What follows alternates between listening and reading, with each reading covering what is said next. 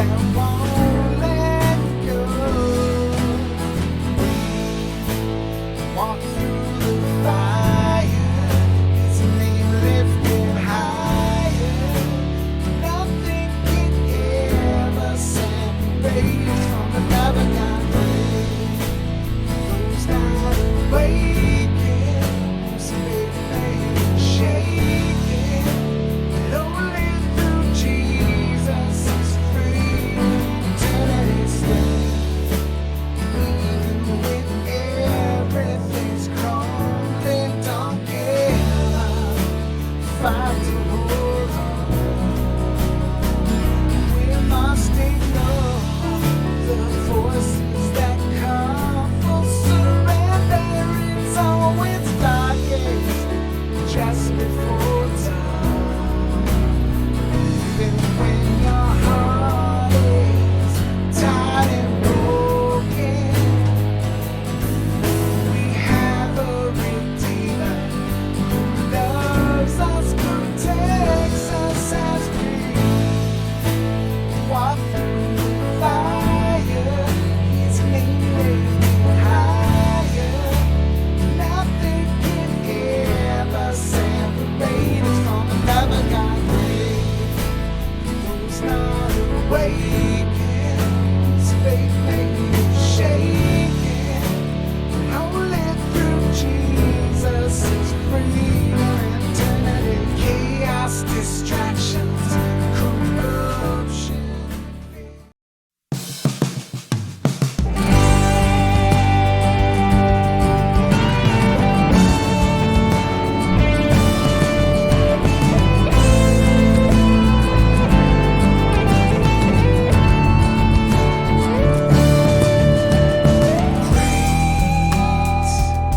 Most worthy of praise, generations before tell of your ways, your wonderful works. We will proclaim with compassion and love on all He has made. Sing, lift up His name. Our God, the King of everything, the glorious splendor, your majesty, your unfailing love, we joyfully sing.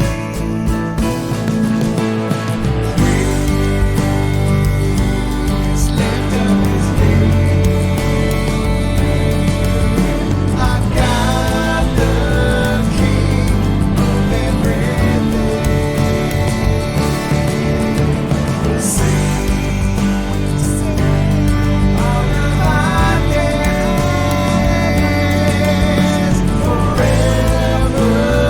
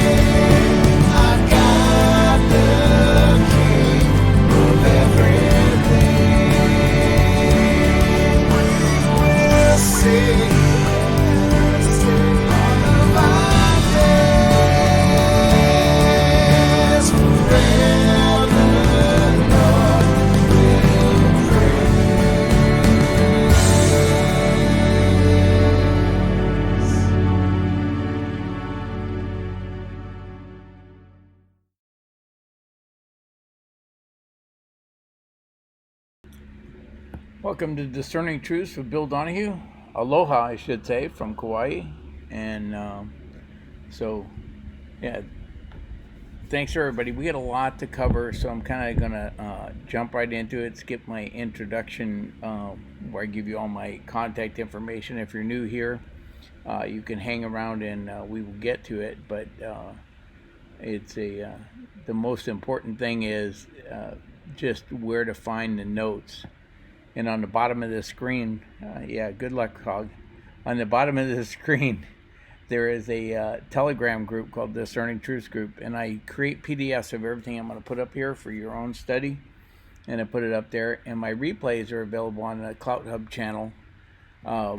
Everything that I've recorded, so it's all up there, and you can go back and look at old studies if you're interesting. So yeah, it's. With that, I'm going to get into today's study. In today's study, we're looking at Revelation chapter 6. This is where the seals get opened, and it's pretty exciting stuff. And yeah, bada bing, I'm moving here. So, Hawaii. So, I'm remodeling the house so we can move here. But that is the plan. And then one other thing I want to cover today is with California does his bended knee at 1 o'clock. I'm going to try to finish by 1 so that I don't step on his toes a little. And you can find him on channel 130 on Clout Hub or on D Live as California, Rumble, different places they broadcast. But that's where we want to go. And with that, we're going to jump right into our study. As I have been doing since Isaiah, I started adding Matthew Henry's commentary to what I was doing because I just like the way he breaks things down. Understand this: Matthew Henry is a preterist in his view of how to interpret Revelation. That's going to affect his notes. I don't have to agree with everything any scholar says for me to find benefit in some of the things they say. Okay? And he starts out and he said, the book of divine counsels being thus lodged in the hand of Christ, he loses no time but immediately enters upon the work of opening the seals and publishing its contents. But this is done in such a manner as still leaves the predictions very abstruse and difficult to understand. Hitherto, the waters of the sanctuary have been as those in Ezekiel's vision, right? Only to the ankles or to the knees or to the loins at least, but here they begin to be a river that cannot be passed over. The visions which John saw, the epistles of the churches, the songs of praise, and 2 foregoing chapters had some things dark and hard to understand, yet they were rather milk for babies than meat for the strong men. But now we are to launch into the deep, and our business is then not so much to fathom it as to let down our net and take a draught. We shall only hint at what seems to be obvious. The prophecies of the book are divided up into 7 seals are opened, 7 trumpets sounding, 7 vials poured out. It is supposed that the opening of the 7 seals discloses the providences and that concern the church in the first 3 centuries, from the ascension of our Lord and Savior to the reign of Constantine. This was represented by the book being rolled up and sealed in several places, so that when one seal was yet open, you might read so far of it and so on till the whole of it unfolded. Yet we are not here told what was written in the book, but what John saw in figures, enigmatical and hieroglyphical. Wow, fun words. Hieroglyphic. And it is not for us to pretend to know the times and the seasons which the Father has put in his own power. In this chapter, 6 of the 7 seals are open. The visions attending them are related. But the first seal, verses 1 and 2, the second seal, verses 3 and 4, the third seal, 5 and 6, the fourth seal, verses 7 and 8, fifth seal, 9 and 11, and the sixth seal, 12, 13, etc. Okay, and that's from Matthew Henry. Now, here you can see he's a modified preterist where he holds a little bit of a historicist view that this covers the history and the fall of the Roman Empire up to Constantine. So most of his prophecies he's going to hold in a preterist view, but he has a little bit of a interpretation there on some of it. So let's look at the different views. The preterist view is that you can't open the scroll until all 7 seals are off. And think of a scroll rolled up and like 7 wax seals down the side. You can break the first 6 seals, the scroll is still closed, right?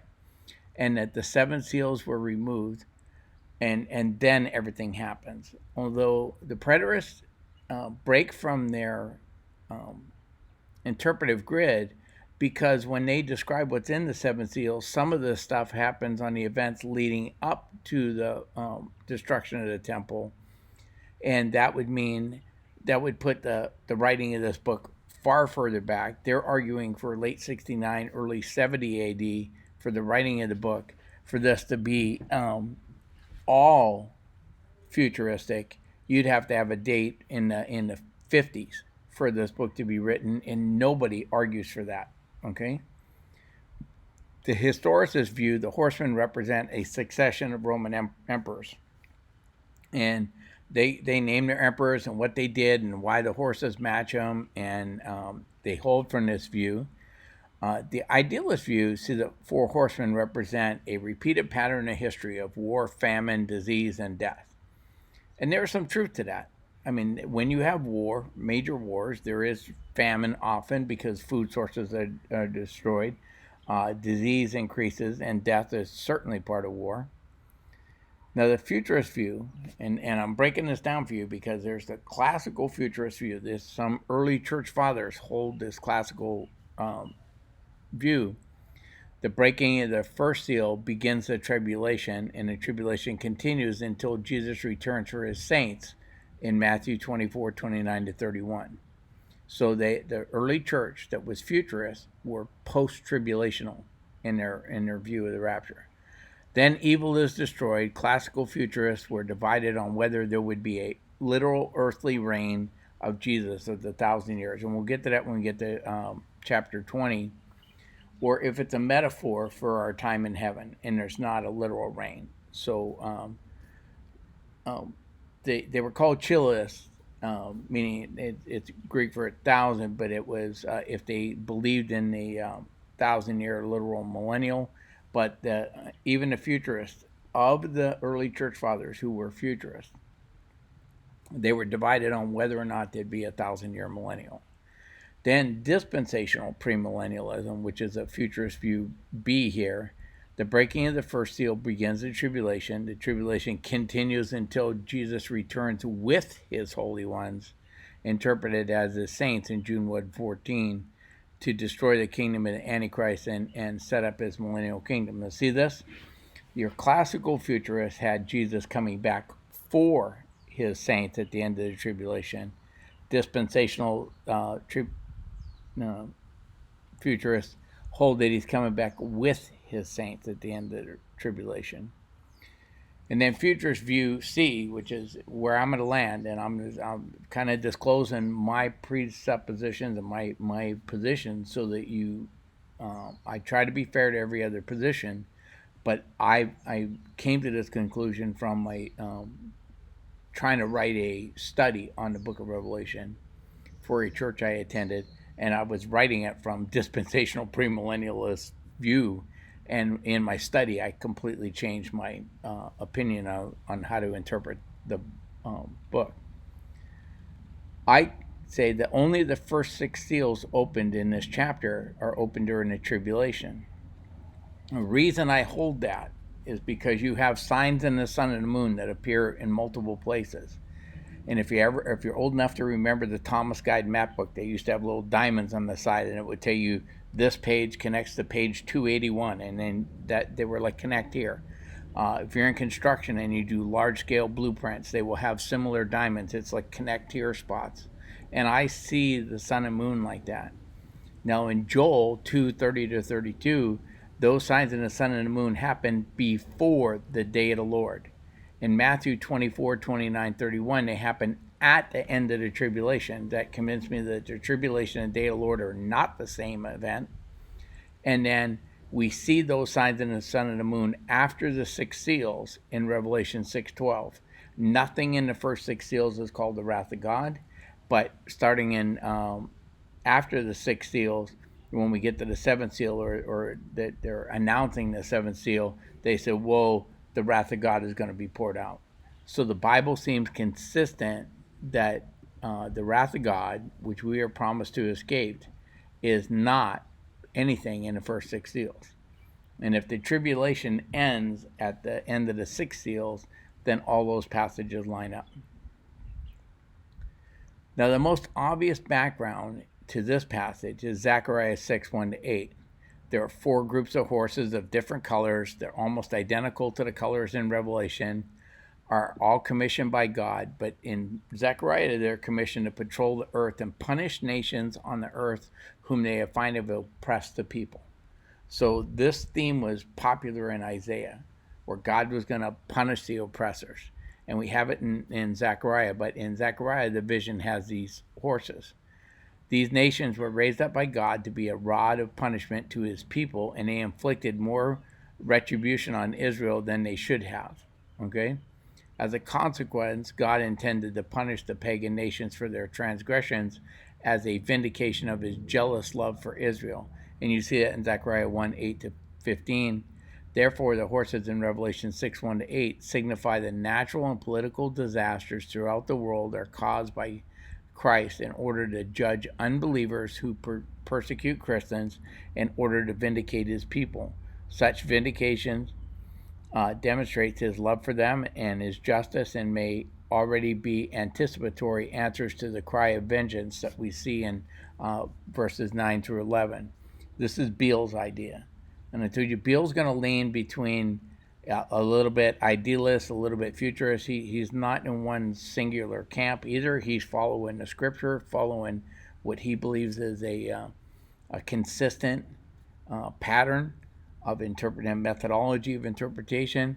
I'm trying to follow a consistent methodology of interpretation that we've been using. I introduced it in our Isaiah study, actually before that, but I really pushed it in the Isaiah study, and we're trying to use that same consistent methodology here. So by now, you should be noticing that Beale's methodology, which we're using, is giving way to some interpretations that seem to fit with idealism. He also sees a connection to Ezekiel 14. The purpose of Ezekiel 14, 1-21, is to punish the unbelieving majority in Israel while purifying the righteous remnant. He says the same dual purpose of the trials is likely in mind here in Revelation 6, except that now the church community is the focus rather than Israel. This agrees with most interpretations other than dispensational futurists. Okay? Dispensational premillennialism doesn't hold that the church is here. All other interpretive methodologies hold that the church is going through the tribulation. Okay? So just understand this. Until a couple of Catholic priests came up with this idea in the 1600s, nobody taught that the church was not going through the tribulation, except for there's one line in a sermon by a guy named Ephraim, but they call him pseudo Ephraim because he's not really named Ephraim. It's what's called pseudepigrapha. It's when you put somebody else's name on your writing, and there's one line that seems to indicate a pre-tribulation rapture. Prior to that, it is a couple Catholic priests trying to rebut the ideas of the Reformation that the Pope was the Antichrist and the church was the beast and a whore that rides the beast. And so in rebuttal to that, they wrote new commentaries on interpreting scripture, and they came up with this idea of a rapture of faithful Catholics, of course, prior to that. The Catholic Church rejected that idea. It got kind of put on the shelf, and a couple hundred years later, it got dusted back off. A girl had a vision, and then once Darby got a hold of it and started going on his teaching tour, teaching dispensational premillennialism in the mid 1800s, it became more popular.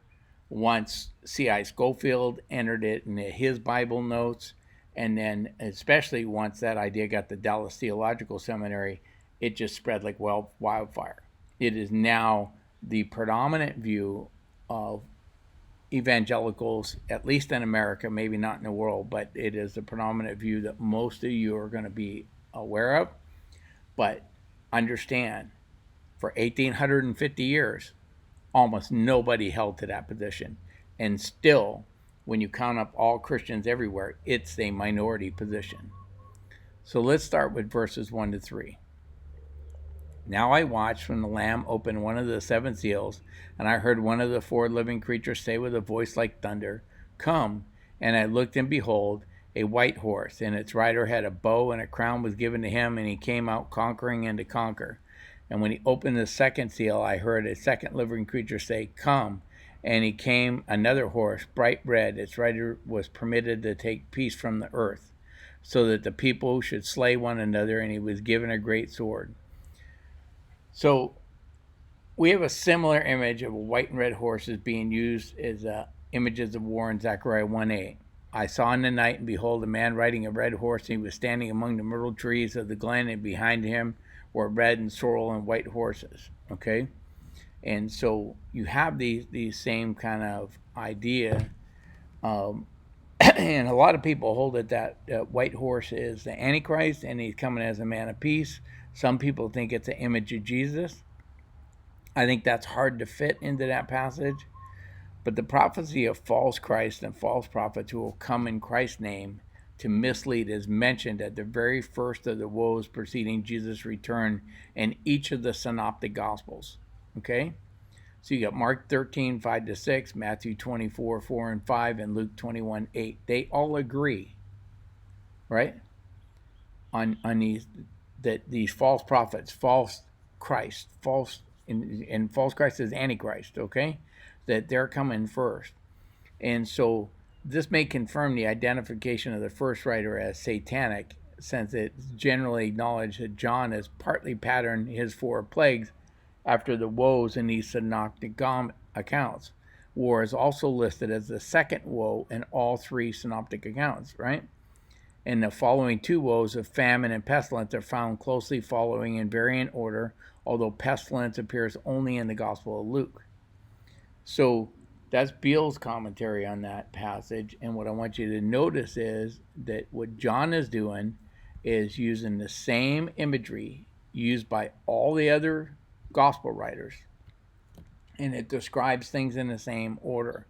We should understand that's what it's going to mean here, right?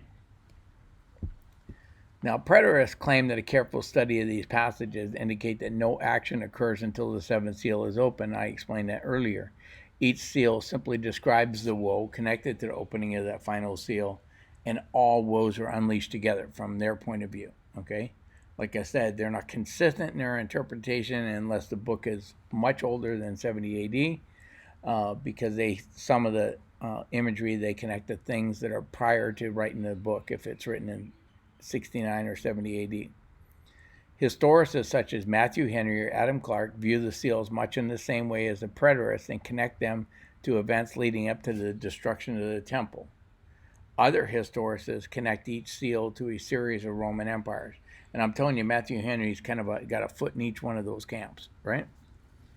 Idealists see white horses representing the success of the spread of the gospel. Like I said, that seems to be totally inconsistent with the context of the passage, but it is their point of view.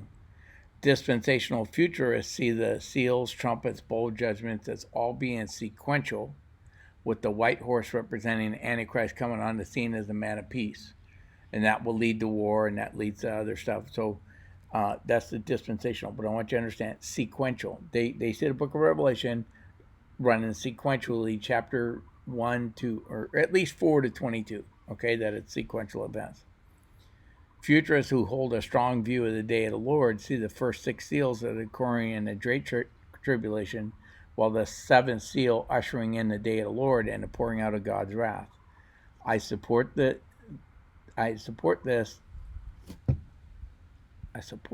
point.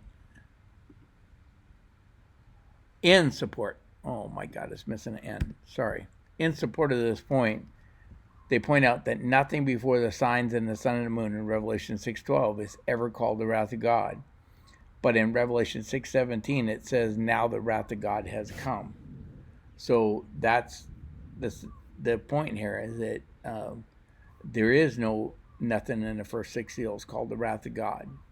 There is nothing in here that tells you this is where the tribulation begins or ends. I'm using the signs in the sun and the moon because I think that's our marker in Scripture. Now, Beale sees the four horsemen as representing the same woes as the four trumpets as well as the four bowl judgments. So he's looking at it cyclically, that the four horsemen describe the same woes that the trumpets and the bowls do. And so this is consistent with the position that the book of Revelation is presenting those woes in a parallel or cyclical system, the way you would write music, right? And idealists see the book as presenting 7 parallel views of the same subject, okay? Other parallels in this book are seen between the trumpets and bowl judgment. The first of each affects the earth. You're going to see that in Revelation 8 and 16. The second of each affects the sea, Revelation 8 and 16. The third affects the rivers. The fourth each affects the heavens. And the fifth each affects mankind. And the sixth affects the Euphrates. And the seventh of each is the end. I think those patterns, showing those parallels, make it absolutely clear that the bowl and trumpet judgments come at the same time. Now, if Beale is correct, they're coming at the same time as the horsemen, okay? That they're all describing the same thing from different perspectives, and that cyclical nature. And we saw that in Isaiah. That's what he did, is he went through a section and then he went back and revisited that same event later. Okay, the parallels in Revelation support the idea that the information is being presented cyclically, just as we saw in Isaiah, rather than chronologically, which is the scheme required by the dispensationalists. So if they're going to have a dispensational chronological interpretation of this, you got to understand, why would you have the 7 patterns, the 7 things afflicted in the same exact order if they're different events, right? And Revelation 6:4 says, and out came another horse, bright red, and its rider was permitted to take peace from the earth, so that people should slay one another, and he was given a great sword. Now, in Zechariah 1:8, it says, I saw in the night, and behold, a man riding on a red horse, and he was standing among the myrtle trees, and in the glen, and behind him were red and sorrel and white horses, which is the passage we read you a minute ago. So that's in Zechariah, somebody that's coming to kill and execute judgment. Same thing that this is describing here. And then Beale comments, whereas the first horseman introduces the attempt of Satan to gain dominion over the world by peace. He's not saying that, but it's by peace. The second horseman seeks to take peace from the earth by stirring up and strife and warfare among the world's nations. This includes persecution of believers, as an allusion to Jesus warning to the disciples that his coming would not bring peace but a sword to the world, and that's in Matthew 10:34. The point of Matthew's text is that Jesus' followers should not be discouraged from confessing his name to the world when the persecution comes, since such persecution is part of God's sovereign will. Their faithfulness amidst oppression may result in the loss of their physical lives, but it will also result in the salvation of their spiritual lives. And so that's from Matthew 10:28 to 39. In the same connection between woes and international strife, right? And persecution is drawn in the synoptic gospels, where such strife is interpreted as a woe on unbelievers and testing for Jesus' followers. So again, in all 4, in the 3 synoptic gospels, when they describe these woes, they follow the same pattern that happens in Revelation, and believers are there being purified under those woes while the non-believers are being judged. Okay? For these and other reasons, I abandon the pre-tribulation rapture position that I held before, I so very much want to be wrong in this thing. And I would like to be on the first bus out of here, but I just don't see any scripture supporting that, right? Revelation 6, 5, and 6 says, When he opened the third seal, I heard the third living creature say, Come, and I looked, and behold, a black horse, and the rider had a pair of scales in his hand. And I heard what seemed to be a voice in the midst of the four living creatures saying, A quart of wheat for a denarius, and 3 quarts of barley for a denarius, and do not harm the oil or the wine. So there's general agreement here on the various views that this horse pictures famine, basically gross inflation and famine. Idealists see the natural famine as a natural result of war and drought, applicable at all times, and there's some truth to that. The idealists have places that make sense. Historicists identify a specific famine to a land tax imposed by Caracalla in AD 218 to 222, um, and it's their connection here is because there's a fee being charged for this food. The preterist connected to the suffering of the Jews in and around Jerusalem in a period leading up to 70 AD, and that's what I mean is they don't consistently hold that it's all about from the time the book was written until the destruction of the temple. They see it as including times before the book was written. While most futurists connect this to the start of a famine during the future tribulation, which is also caused by war, food shortages, inflation, and drought, this will move to a devastating famine with the opening of the next seal. Okay, so you're having inflation, high rising cost of food, some famine caused by that, but then with the next seal, it's just going to be absolute famine.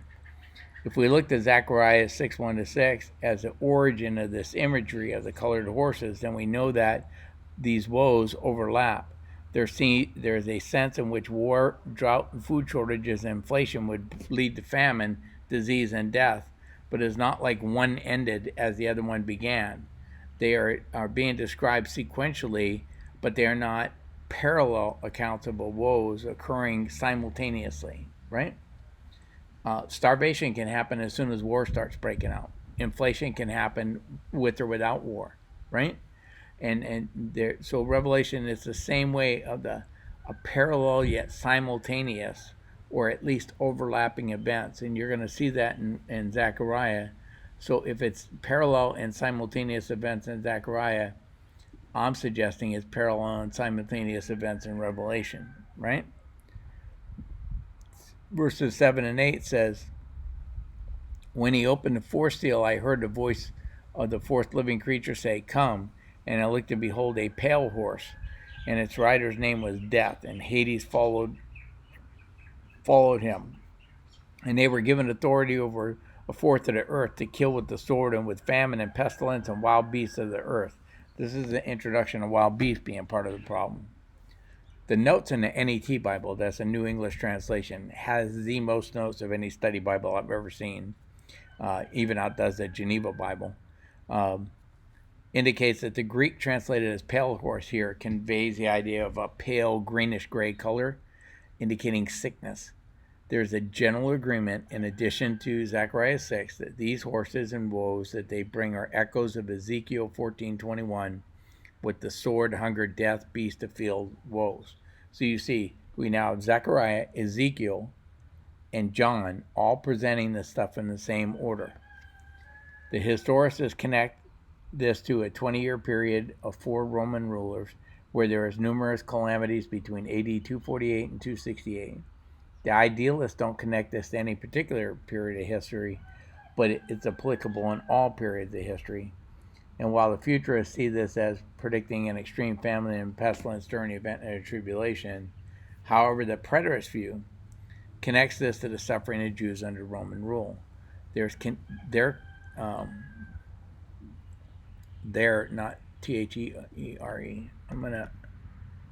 I'm just editing as I go, and it'll be corrected when I post the PDF. Their consistency in applying this to the oppression of the Jews under Roman, culminating in the destruction of the temple, is consistent with other known apocalyptic literature. This is their biggest strength.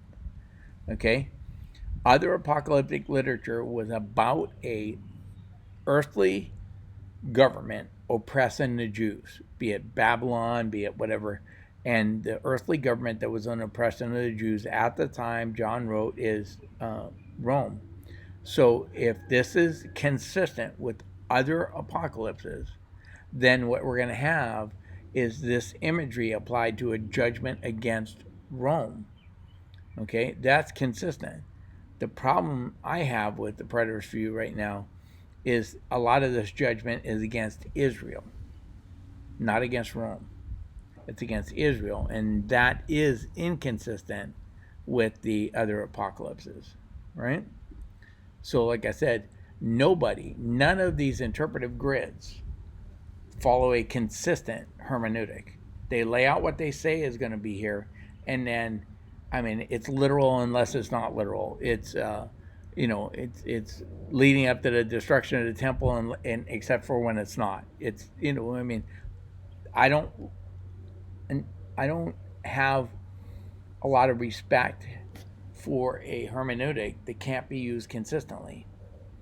But if we do with the hermeneutic that these maybe have all some truth in them because God used apocalyptic literature because he was able to convey truths that had application in the first century to Jews in the destruction of the temple, had application throughout all of church history, have application in everybody's lives, and will have ultimate fulfillment in a future time. He could have fit all four meanings into the one passage by using this style of literature. And I see evidence that there is pretty good connection on all four interpretive grids, but none fit perfectly, right? The judgments brought by the four horsemen are not independent or separate from one another, but parallel as parts of an overall judgment. This can be seen from the various Old Testament texts which prophesy them, which frequently pronounce a fourfold judgment based on idolatry. Okay? And he's going Leviticus, Deuteronomy, Jeremiah, Ezekiel, and especially Ezekiel 14 all present this fourfold judgment, and it's all connected to idolatry. And when we did Isaiah, we saw the same thing. It was the idolatry of the northern kingdom, Ephraim, or the 10 tribes of Israel, however you want to call it, the northern kingdom, that caused God to just absolutely disband them as a nation. They're not lost. God destroyed them as a identifiable people. The southern kingdom, which is Judah, Benjamin, and Levi, and there were some immigrants from all the tribes down there, so all 12 tribes are represented in the southern kingdom. They got pulled into the Babylonian captivity because of idolatry. Even their best king, Hezekiah, was still allowing worship in the high places and stuff. So when we see in Ezekiel 14, these trials have an effect not only for punishing the pagan nations, but also purifying the faithful within the covenant community while punishing those even within the church who are not obedient to God. And that's Beale's commentary. I put it in yellow because I want you to understand. In all of these past examples, both believers and non-believers were in the judgment. Believers and non-believers went equally into Babylonian captivity, right? They suffered underneath there. If Beale's conclusions are correct based on Old Testament passages he listed, then he undermines the dispensational view that the church will not be here suffering under the woes along with the world. But remember, just as dispensationalists are using a typologies in support of their position, Beale here is using a typology that conflicts with their position. But we don't build doctrine on typologies if they conflict with a clear passage of Scripture. So this is typology against typology. What you're looking for is clear passages of Scripture, and that's why I'm pointing you back that in every other case, we're here. In Matthew 24, it says we're going to be here, right? There's absolutely that Jesus comes for his saints immediately after the tribulation. You got to waterboard the scripture to make that say that you're getting out of here before the tribulation. In verses 7 and 8, I identified this pale horse, right? In Jeremiah 14:12, it says, Though they fast, I will not hear their cry, and though they offer burnt offerings and grain offerings, I will not accept them, but I will consume them by the sword, by famine, and by pestilence. So the same kind of imagery that we see in this passage here. And that's David A. Jones, and that's the passage he's quoting from the Old Testament. You're seeing all these scholars are hitting the same Old Testament passages. And you can see from this imagery of God executing judgment via war, famine, and disease is pulled right out of the Old Testament by John. It applies to many periods of history, which is what the idealists claim. It had application to the Jews living in the Roma, like Roma tomatoes, Roman persecution, which is how the preterists interpret this passage. And one can also see periods of church history where judgments were handed out in the same pattern, which fits the historicist interpretation also. However, those fulfillments or parallel fulfillments do not preclude, they don't make it impossible that we will have its ultimate fulfillment at the end of the age, which is how the futurists interpret their passage. What is pictured is a time of great war, famine, and disease. Just because you've had war, famine, and disease in the past doesn't mean you won't have it again. And you had an abomination and desolation in Daniel's day, and Jesus says, when you see the abomination and desolation, indicating it's going to happen again. Right? So, was he talking about the destruction of the temple in 70 AD, or is he talking about that and something still yet future? Right? Verses 9 and 11 said, and when he opened the sixth seal, I saw under the altar the souls of those who had been slain, but for the word of God and for the witness they had borne. They cried out in a loud voice, O sovereign Lord and holy and true, how long before you will judge and avenge our blood on those who dwell on the earth? Then they were each given a white robe and told to rest a little longer until the number of their fellow servants and their brethren should be complete, who were to be killed as they themselves had been killed. Okay, so now you see there's saints pictured to be in heaven, but they're underneath the throne. They don't have glorified bodies. They're not out here roaming around heaven. They're underneath the throne, asking God how much longer, and he's waiting. It's until the number is full. Now, John doesn't record his own death. That would be hard to do, right? Although Moses does. No, somebody recorded it for Moses in Pentateuch. And however, chapter 1, you can't believe I proofread these before going on air. In chapter 1, he described the reasons for his exile, and John listed the same causes. Why then will we assume that these are not Christians? Right? These people under the thing. Why are you going to make an assumption they're not Christians? Because John connects that Christians are going to be persecuted. Matthew and Romans connect it. Paul does in Philippians. All Christians, therefore, must take up their cross and follow Christ and must find their lives by giving them up. Okay? This is not just metaphor. This may literally be true for many Christians that they actually had to give up their lives. The prayer of the saints in verse 10 is not a cry for revenge, but a cry for the manifestation of God's justice. Paul expresses that same thought in Romans 3:25 and 26 in relation to the work of Christ. For God will be considered unjust if he does not punish the sinners, those who wrongfully persecute his people. God's not unjust. He's just slow to anger. But judgment is coming, right? And this is all Beale from the last slide to now. John's emphasis on God defending his own reputation by judging sinners who have persecuted the righteous is also overlooked by how long, O Lord, holy and true, wilt thou refrain from judging and avenging the blood, which is an allusion to Psalm 79. Let there be known among the nations vengeance for the blood of thy servants. John intends the judgment of the horsemen in verses 2 to 8 should function as the anticipated answer to the cry in verse 10. With respect to the horsemen representing partial punishments of unbelievers, in verse 12 and 17 is the narrated as the conclusive answer. So you have a prayer and an answer, totally consistent in the context of the book. A preliminary answer to the prayer in verse 10, however, is given now as they each are given a white robe and told to rest until the number of their fellow servants and their brethren is complete. The metaphor of white robes connotes the idea of purity, which has resulted from the persevering faith tested by the refining fire of tribulation. And he's got notes on Revelation 3, 4, and 5 that expand upon this.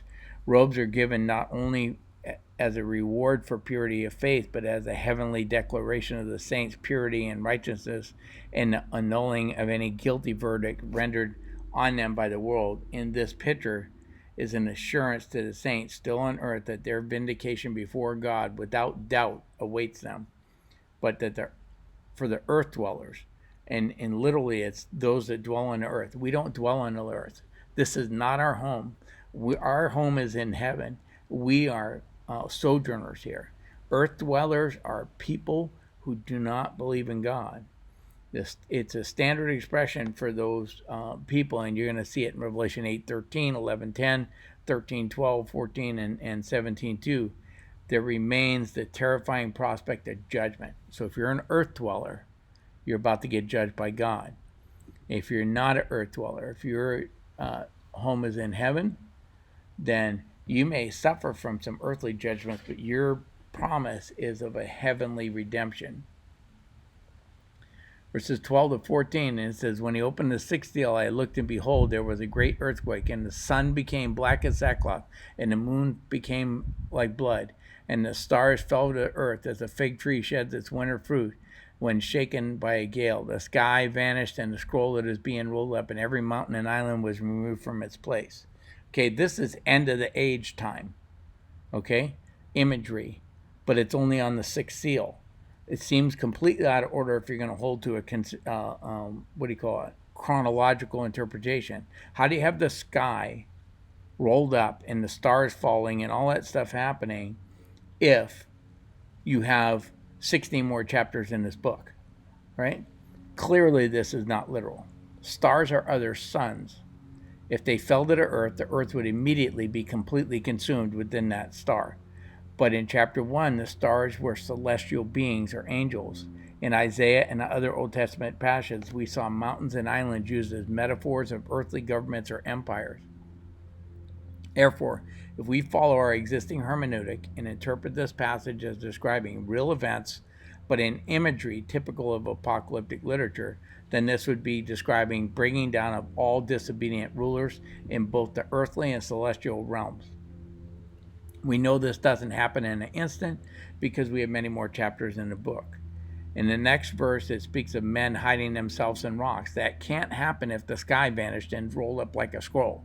You're not alive to hide yourself in rocks, right? It's describing an event where the atmosphere disappears. I want you to remember when we went through the prologue of the book of Esther in the Septuagint and the epilogue, the prologue had this fantastical dream with imagery like this, and the epilogue was pretty mundane stuff about persecution of the Jews. And if that's our key for interpreting apocalyptic literature, then we shouldn't look for some fantastical thing of stars falling and that. It's describing the bringing down of all rulers, whether they be celestial rulers, the B'nai Elohim, the sons of God, or if they are earthly rulers that are not obedient to God. And then I highlighted for you two different things here. The sun became black as sackcloth, and the moon became like blood. And I'm doing this because I see that phrase as your connect here guide when you do it. And you go, Joel 2:31 says, the sun shall be turned to darkness and the moon to blood before the great and awesome day of the Lord comes. And Matthew 24:29 says, immediately after the tribulation in those days, the sun will be darkened and the moon will not give its light. Okay? And then Matthew continues with the stars fell from heaven. And so you see that connection to John. He's pulling from Matthew, his imagery. Matthew's pulling it from Joel, right? And they're bringing it here, and they're all using the signs in the sun and the moon to help you connect the passages together. Again, I'm using the Old Testament and how it uses this imagery to help me understand how it's used in the New Testament. These passages have enough overlap that they seem to be describing the same event. The sun could be darkened and the moon could turn to blood multiple times, possibly, but to me, they seem to be the same event. And when I studied this, it hit me in the face because I was in the middle of writing a church study guide for this under the idea of dispensational premillennialism, which is what I had been taught, which is the pre-tribulation rapture. After chapter 4, the rest of the book's about Israel. There's a clear distinction between the church and Israel. There's a literal 1,000-year reign of Jesus and the millennial kingdom. That's what I had been taught. And when I went to do the study guide and I did my deep dive into the Bible to do it, that interpretive grid fell apart for me. Okay? We have a clear passage of Scripture, which is your trump card in Scripture. Matthew 24:29-31, stating that Jesus is coming to gather his elect after the tribulation.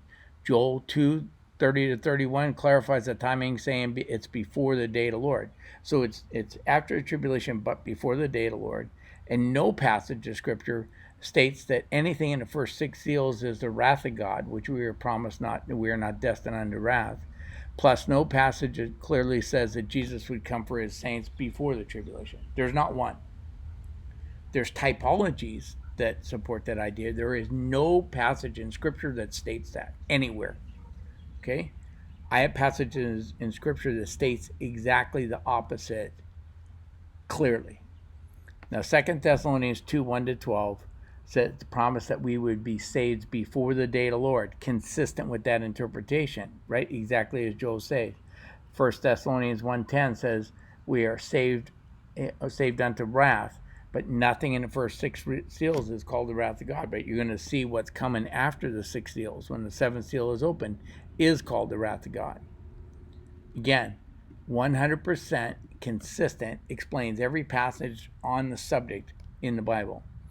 1 Thessalonians 4:16-17 said nothing about the timing, but it did have the same trumpet found in Matthew 24:29-31 and matched the description in 1 Corinthians 15:51-52. So again, we have another proof text that fits this understanding and doesn't conflict with any passages. And I know that some of you listen to me are in the same predicament I was in then. I had charts laying out my entire dispensational premillennial eschatology. It matched all my typologies, like Enoch being taken out of the world before the flood and Lot and his wife being out before Sodom and Gomorrah. It was a hopeful eschatology, and understand this. In my late teens, I tried to walk away from the Lord because I wanted to live the hedonistic lifestyle of our times. And I was having a lot of guilt. I thought it was from my Catholic upbringing and the church. And I just thought, well, I'll go back and look at the evidence of resurrection. When I disprove that, then Christianity's dead, because it lives and dies on that claim. And I studied the evidence for resurrection and was convinced that it was true. So I came back to the faith in the don't miss the rapture craze of the 1970s. And those of you that aren't old enough to remember that, I'm telling you, it was everywhere. We were waiting for the rapture. 1988 was going to be, end of the tribulation. You count it back 7 years to 1981. We were all going home in 1981 in the pre-tribulation rapture. It was a big old hype hysteria all during the 70s. And I then returned to the book of Revelation as a more mature Christian, following a consistent hermeneutic or methodology, right? And suddenly my cherished belief was falling apart. I no longer come to the Bible with my beliefs looking for proof texts to support those beliefs. I want my beliefs to be based on and informed by Scripture, and I'm hoping you do the same thing. So I only got a couple more slides, and I'm going to try to get them done in the next 3 minutes. Right? I highlighted the kings of the earth and the great ones and the generals and the rich and powerful here in this verse because I'm going to point those out. But in verses 15 to 17, it says Then the kings of the earth, the great ones and the generals and rich and powerful, and every one slave and free, hid themselves in caves and among the rocks of the mountains, calling on the mountains and the rocks, fall on us in the face of him who is seated on the throne, and from the wrath of the Lamb, and the great day of their wrath has come. Who can stand? The judgment which comes upon the kings of the earth and the great men and the commanders means they are forced to hide in the caves and among the rocks of the mountains. We saw this in Isaiah 33, 1 to 35, 4. As they are judged because of the persecution of God's people, they are judged for idolatry, the reference being here Isaiah 2, 20 and 18 to 21, where people must flee to the caves of the rocks and account for their idolatry. That's John's pulling it right out of Isaiah. Why would you think this is a different meaning if it meant one thing in Isaiah and it's going to mean the same thing here? The same groups are mentioned in Revelation 19, 18, and 19 as giving allegiance to the beast.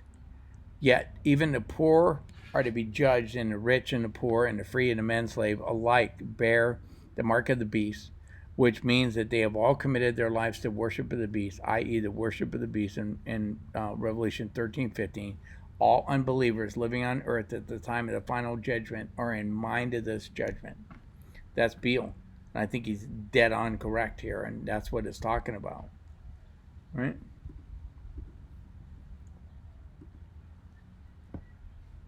Verses 15 to 17, again, I highlighted the wrath of the Lamb, and for their great day of the wrath has come. Now, the wrath mentioned in verse 16 is emphasized as the cause or for the idolaters fleeing from God and the Lamb. They're fleeing to the rocks because of his wrath. Unbelievers on the earth dwellers are hide on account of the anger of God against sin, for the great day of wrath of God and the Lamb has come. Surely a clear reference to the last judgment. This is indicated also by the portrait of the punishment in Revelation 11:18, where occurs a parallel phrase, and thy wrath came. The same phrase, great day, occurs in Revelation 16:14, and the description of the final war in the same event is called the Great Supper of the Lord in Revelation 19:17 and 18, where virtually the same classes of people listed in Revelation 6:15 are mentioned as being destroyed by Christ's final judgment. Behind this text lies Joel 2:11, which speaks of the great day of the Lord that no one can resist, and Nahum 1:5 and 6, which speaks of the mountains quaking in God's anger. These prophetic, figurative descriptions of judgment on Israel or Nineveh, which were fulfilled in the past Old Testament era, are taken here as foreshadowings of the last judgment. Okay, so it's 1 o'clock, and I'm not going to have time to take questions, but you can email me at bill@discerningtruths.com. Any questions you put in the chat, please just email them to me, and I will take time to answer them. But I want to get over to Michael. So with that, I'm going to play my outro, and God willing, I will see you on Friday. So, sorry.